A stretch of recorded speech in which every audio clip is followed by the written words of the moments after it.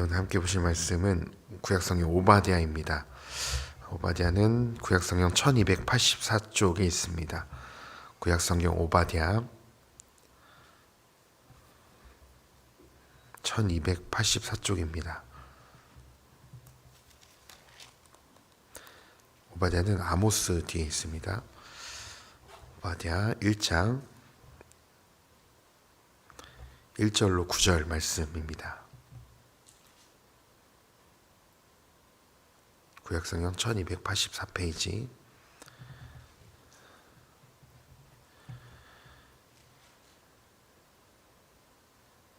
오바댜 1장 1절로 9절까지 말씀인데요.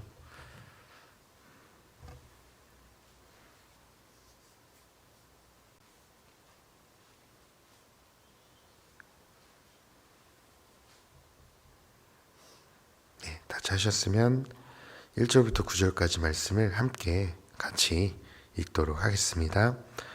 오바댜의 묵시라. 주 여호와께서 에돔에 대하여 이와 같이 말씀하시니라.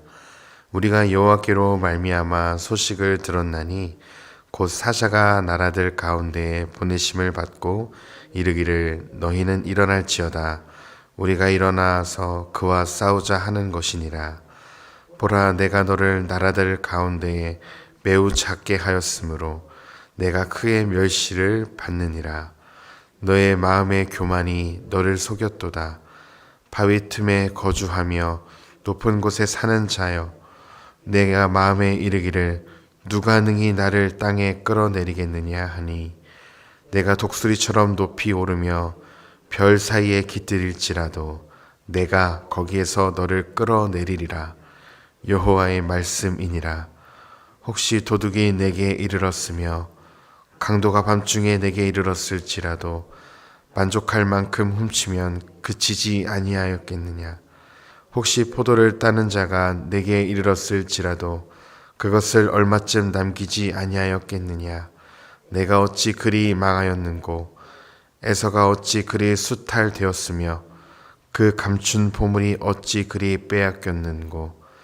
너와 약조한 모든 자들이 다 너를 쫓아 변경에 이르게 하며 너와 화목하던 자들이 너를 속여 이기며 내 먹을 것을 먹는 자들이 내 아래에 함정을 파니 내 마음에 지각이 없음이로다. 여호와의 말씀이니라. 그날에 내가 에돔에서 지혜 있는 자를 멸하며 에서의 산에서 지각 있는 자를 멸하지 아니하겠느냐. 드마나 내 용사들이 놀랄 것이라. 이로 말미암아 에서의 산에 있는 사람은 다 죽임을 당하여 멸절되리라. 아멘. 네, 오늘도 기도의 자리에 나오셔서 또 말씀 앞에 또 기도의 자리로 나아가신 성도님들에게 또 하나님의 신실하신 긍휼과 사랑이 하루도 넘치시기를 소망합니다. 오늘 내일 이제 오바댜 이제 1장밖에 안 되거든요. 21절까지밖에 안 되는데 이 오바댜 말씀 가지고 같이 함께 말씀을 나누고 또 이 오바댜의 말씀을 통해 각자의 우리의 자신을 돌아보면서 하나님께 나갔으면 좋겠습니다. 오바댜서는 지금 읽으신 것처럼 에돔 땅을 향한 심판에 대한 내용입니다. 이 에돔 이 지역은 그 당시에 남유다 밑에 쪽에 있었던 그런 지역이었는데요. 에돔은 아실 수도 있지만 그 야곱의 형제 에서가 이제 장자의 명분을 죽 한 그릇에 팔고, 그리고 아버지 이삭은 눈 어두워진 이삭은 야곱에게 축복을 하죠. 그리고 이 에서는 이제 다른 땅으로 도망하게 됩니다. 그래서 에서가 자리 잡고 살던 땅이 바로 이제 에돔이었습니다. 그래서 에돔 백성들은 에서의 후손들이었죠. 그래서 에돔 땅이란 이름 자체의 뜻이 불다라는 의미가 있는데요. 이 불다라고 지어진 이름 두 가지 배경이 있습니다.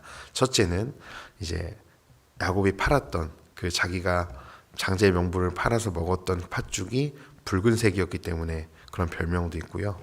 두 번째는 지금 이 지역, 에돔 지역이 지금 현 시대에는 요르단이라는 지역입니다. 제가 그 이스라엘에 갔을 때 요르단에 잠깐 갔었는데요. 그 요르단에 가면은 아주 유명한 7대 불가사의 중에 페트라라는 곳이 있습니다. 거기서 페트라라는 지역이 있는데 엄청난 큰 바위 사이에 그 바위 사이를 비집고 들어가면 엄청나게 큰 그 당시에 고대 도시가 나옵니다. 엄청나게 웅장한 거의 한 20m가 넘는 그런 벽화들이나 그런 벽에 그 바위에서 거주하던 수로도 다 연결되어 있는 그런 거대한 도시 페트라가 있는데요. 그 당시 아마 그 페트라가 에돔의 수도였지 않을까 이렇게 추측해보는 학자들도 있습니다.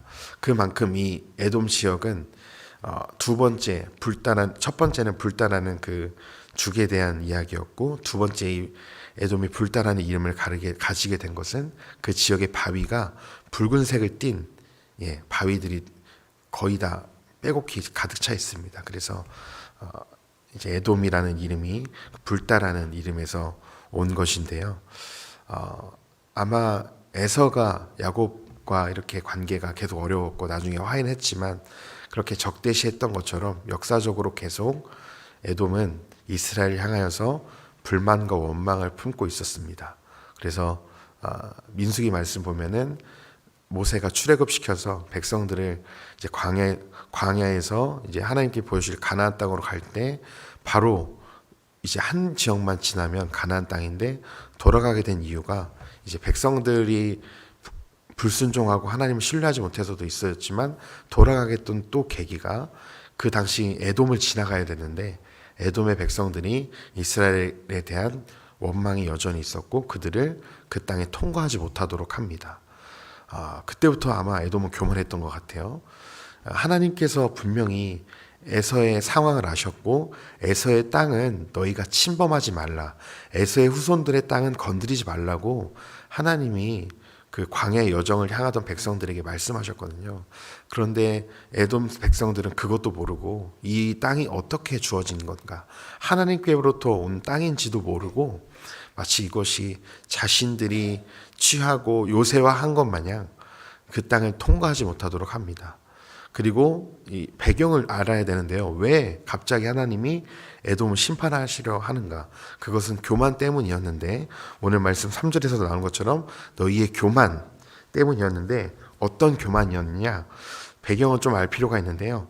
에돔 백성들은 이제 이스라엘 백성 유다가 하나님께 마음을 돌이켜서 이제 바벨론에게 심판을 받게 됩니다. 바벨론에 채찍을 들게 되시죠. 하나님께로부터 버림을 받게 되는데 그때 에돔이 강대국이었던 바벨론과 손을 잡고 같이 유다를 괴롭게 하고 수탈하고 많은 포로들을 끌고 오게 됩니다.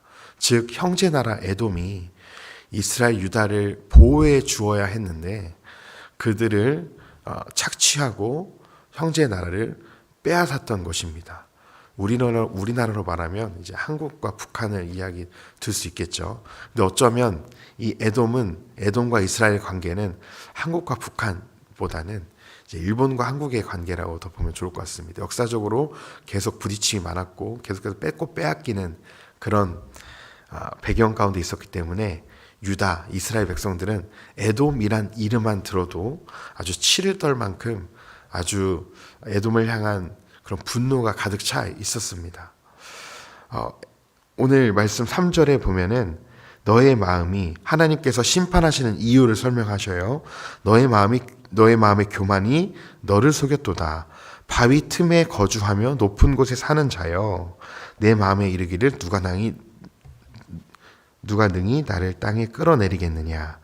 네, 제가 서두에 말씀드린 것처럼 에돔 지역은 바위 틈에 있었기 때문에 엄청나게 지형 자체가 요새화되어 있었어요. 그래서 어떤 나라 적군들이 쳐들어오기에 그리고 되게 까다로운 지형이었습니다. 숨어서 전투할 수 있었기 때문에 그 땅 자체가 요새화되었기 때문에 그 에돔의 사람들은 이곳에, 이 높은 곳에 자신들이 요새화하여 살았기 때문에 누가 우리를 땅에서 끌어내리겠는가, 그렇게 교만하게 살았던 것이죠. 이 땅이 하나님이 허락하신 땅인지도 모르고 하나님을 경외하지도 않고 교만했던 것입니다. 그런 그들 에돔 땅의 교만, 에돔 백성들의 교만은 어떻게 표현됐냐면 바로 많은 나라들을 약탈하고 수탈했으며 자신의 형제 나라인 이스라엘을 공격하고 바벨론과 함께 힘을 합하여서 그들을 착취하기에 급급했던 것이죠. 교만했던 자들의 태도는 바로 이웃을 향하여서 폭력으로 나타나게 되었습니다. 그래서 하나님께서 이제 심판하셔요. 4절에도 내가 독수리처럼 높이 올라 있으며 별 사이에 깃들일지라도 내가 너를 거기서 끌어내리겠다. 예, 참 별 사이에 깃들인다는 말이 참 생소한데요. 그러니까 사람이 이 별 사이에 깃들이다는 말이 사람이 살 수 없는 데를 얘기합니다. 즉 사람이 살 수 없을 만큼 그렇게 너가 견고한 데 피해 있을지라도 내가, 하나님이 오바댜를 통해 말씀하시는 거죠. 내가 너희를 거기서 직접 끌어내리겠다. 독수리처럼 올라와 있는 너의 교만함을 내가 끌어내리겠다고 하나님 말씀하시는 거죠. 그래서 하나님은 구약에서 계속 경고하시는 것처럼 교만한 자는 패망할 것이고, 내가 신약에서도 말씀하시는 것처럼 교만한 자는 물리칠 것이라는 말씀이 바로 하나님께서 심판하시는 이유였습니다. 성경에서 하나님께서 가장 싫어하시는 죄가 여러 가지 있겠지만 가장 심각한 죄는 바로 교만입니다. 그런 자기가 교만한 줄도 모르고 그 교만이 자신들의 그 많은 나라에서 수탈해 오고 또 많은 나라들을 공격했던 그 에돔이 자신의 교만함으로 인해 자신들의 모습은 보지 못하고 자신들을 속였던 것입니다. 그 날에는, 하나님께서 심판하시는 날에는 너희가 수탈될 뿐만 아니라 너희가 빼앗은 그 모든 보물을 빼앗길 것이다. 5절에서 비유로 말씀하셔요. 도둑이 훔치러 왔어도 어느 정도 훔치고 갈 것이고, 포도를 따는 자가 내게 이르렀을지라도 얼마쯤 남기지 아니하겠느냐. 근데 이 말은 어떤 의미냐면 다 가져갈 거라는 거예요. 도둑이 와서 너희가 빼앗은 재물을 모두 가져갈 것이고, 강도가 나타나서 너희의 모든 것을 다 멸할 것이다. 비유로 말씀하시는 거죠. 하나도 남기지 않고 그렇게 다 가져갈 것이라고 심판을 말씀하시는 것입니다. 5절 하반절에 이렇게 말씀하셔요. 내가 어찌 그렇게 망하였는고. 6절에서 에서가 어찌 그렇게 수탈되었으며 그 감춘 보물이 어찌 그리 빼앗겼는고. 그러니까 이렇게 비아냥거리는 거예요. 너희 어떻게 된 거야? 이렇게 떵떵거리면서 살았는데, 너희가 수탈한 게 얼마나 많았는데, 너희가 얼마나 강대국이라고 자부했는데 너희 어떻게 된 거니? 너희가 그 많은 쌓아둔 재물 어디 갔어? 그렇게 강대국이라고 외치던 그 군사를 다 어디 갔어? 이렇게 비언어적으로 조롱하면서 반문하는 거죠. 그리고 7절에서는 너희들과 화친을 맺었던 동맹국들이 다 뒤돌아설 것이고, 너희와 함께 먹었던 자들, 동맹국을 이야기합니다. 동맹국들이 내 아래에 함정을 파서 너희를 멸할 것이다라고 말합니다. 이 하나님의 약속의 예언은 이루어졌습니다. 그들이 의지했던 바벨론을 통해서 공격을 당하게 되고요. 훗날 알렉산더와 그 나라를 통해서 완전히 에돔이 해체되어 버립니다. 사라져 버립니다. 하나님의 말씀대로 에돔은 교만하여서 심판을 받게 되어집니다. 하나님께서 주신 은혜들을 망각하면 바로 에돔과 같은 모습을 보이게 되는 것을 볼 수 있습니다. 에돔이 하늘을 찌르는 이 교만한 모습이 바로 때로는 우리의 모습일 수도 있다고 생각이 되어집니다. 우리의 삶이 풍족하고 부족함이 없고 내 삶이 잘 풀리다 보면 우리는 순간순간 이것이 내가 열심히 해서 내가 잘나서 이렇게 얻었다고 착각할 때가 많습니다. 말로는 그래 하나님은 은혜지라고 얘기하면서 궁극적으로는 이 에돔 백성들이 자신의 그 장점, 나라의 장점을 보고 교만했던 것처럼 우리가 삶의 열매들을 보고 우리가 하나님의 은혜를 망각하다 보면 우리는 이렇게 너무나 교만하기 쉬운 모습이 우리에게도 여전히 있다라는 것입니다. 우리의 삶의 문제가 하나도 없다 하여서 하나님이 보실 때 잘 가고 있는 것인가? 아닐 수 있습니다. 반대로 우리의 삶의 고난이 연속일지라도 우리가 하나님의 말씀대로 몸부림치며 살고 있다면 하나님이 보실 때 우리는 잘 가고 있는 것일 수 있습니다. 에돔은 자신의 나라가 요새화됐기 때문에 그 누구도 쳐들어오지 않았기 때문에 잘 가고 있다고 생각했습니다. 문제는 그게 문제였습니다. 자신들의 강점인 그 나라의 땅이 하나님을 잊게 하였고 교만하게 하였고 이웃들을 향하여서 업신여기고 그들을 사랑으로 돌보지 않았던 그들의 교만함이 있었습니다. 우리가 이 땅에서 그렇게 악착같이 가지고 하는 것들도 언젠가는 다 사라집니다. 그리고 이 땅의 삶은 영원하지 않은 것을 오늘 말씀을 통해 기억해야만 합니다. 에돔이 하나님의 심판으로 곧 멸망을 앞둔 것처럼 우리는 모두 다 하나님의 심판대 앞에 서게 될 것입니다. 예수님을 통해서 우리는 은혜로 구원을 받았지만 하나님께서 우리에게 우리의 삶을 다 계수하시고 물으실 것입니다. 그리고 책망하실 것이죠. 우리가 하나님 앞에 심판대 앞에 서게 될 것이라는 것을 기억해야 합니다. 그래서입니다. 우리는 하나님 앞에 교만을 버리고 늘 겸손함으로 나아가야 합니다. 교만의 반대말은 바로 겸손입니다. 야고보서 말씀처럼 하나님은 교만한 자를 물리치시고 겸손한 자에게 은혜를 주시겠다고 말씀하십니다.